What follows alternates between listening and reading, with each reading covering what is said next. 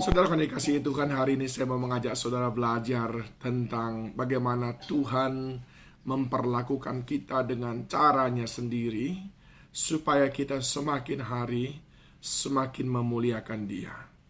Yesaya 41. Saya mengajak saudara membaca pada hari ini ayat yang ke-17. Orang-orang sengsara dan orang-orang miskin sedang mencari air, tetapi tidak ada. Lidah mereka kering kehausan. Tetapi aku, Tuhan, akan menjawab mereka.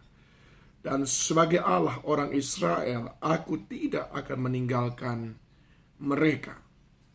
Aku akan membuat sungai-sungai memancar di atas bukit-bukit yang gundul, dan membuat mata-mata air membual di tengah-tengah dataran. Aku akan membuat padang gurun menjadi telaga dan memancarkan air dari tanah kering. Saudaraku yang dikasihi Tuhan, apa yang ingin Tuhan sampaikan di sini kepada kita, kepada saya dan saudara? Tuhan ingin berkata kepadamu bahwa mungkin kau sedang melihat berbagai macam kesulitan demi kesulitan, kesengsaraan demi kesengsaraan, kemiskinan demi kemiskinan, haus, kering. Seakan-akan tidak tahu harus berbuat apa lagi. Engkau sudah menghabiskan kekuatanmu, tenagamu untuk mencari berkat-berkat, tetapi tidak ada. Namun Tuhan berkata, tetapi aku, Tuhan, akan menjawab mereka. Aku, Tuhan, akan menjawab mereka.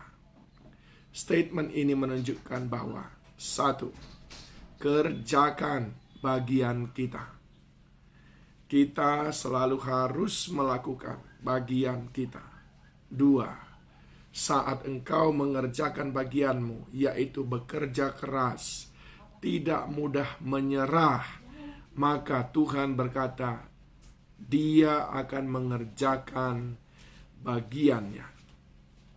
Dia berkata, aku, Tuhan, akan menjawab mereka. Dan sebagai Allah orang Israel, aku tidak akan meninggalkan mereka.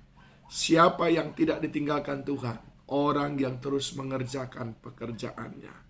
Sekalipun engkau belum melihat ada tanda-tanda akan berhasil, kerjakan bagianmu. Tuhan akan mengerjakan bagiannya. Apa yang Tuhan mau kerjakan? Ayat 18 dia berkata, aku akan membuat sungai-sungai memancar di atas bukit-bukit yang gundul, dan membuat mata-mata air membual di tengah dataran. Aku akan membuat padang gurun menjadi telaga, dan memancarkan air dari tanah kering. Satu yang Tuhan mau lakukan, mukjizat besar. Kepada siapa? Kepada orang yang terus melakukan bagiannya. Orang yang tidak menyerah. Orang yang terus bekerja keras. Dua, Tuhan mau melakukan apa? Aku akan menanam pohon aras di padang gurun. Pohon penaga, pohon murad, dan pohon minyak.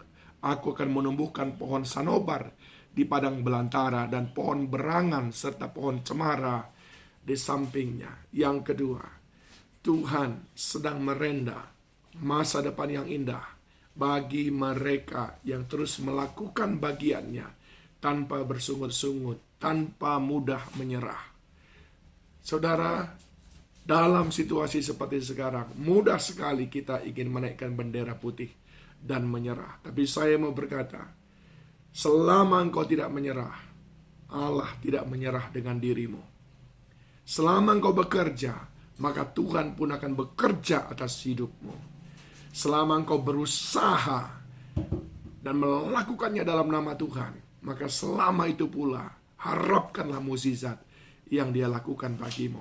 Dan selama engkau setia kepadanya, Dia terus merenda masa depan yang penuh pengharapan atas kehidupanmu.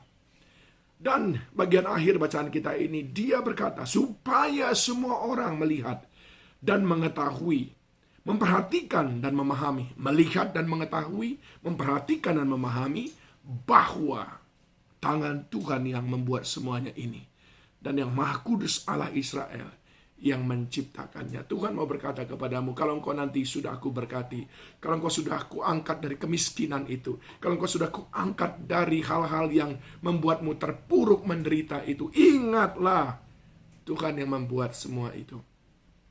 Kemuliaan hanya bagi nama Tuhan. Persembahkanlah itu semuanya untuk Tuhan. Jangan seolah-olah itu hasil kerja keras ataupun usahamu. Semakin banyak yang Tuhan berikan dalam hidup kita, semakin menghamba kita kepadanya. Itulah yang Tuhan kehendaki. Sebagaimana Yohanes berkata, biarlah dia semakin besar dan aku semakin kecil. Jangan khawatir, lakukan bagianmu. Tuhan melakukan bagiannya. Ketika dia melakukan bagiannya, ada mukjizat yang dia kerjakan. Ada masa depan yang dia renda, yaitu masa depan yang penuh pengharapan. Dan saat kau sudah diberkati, persembahkan itu sebagai bukti. Semuanya hanya karena anugerahnya. Tuhan Yesus menolong kita.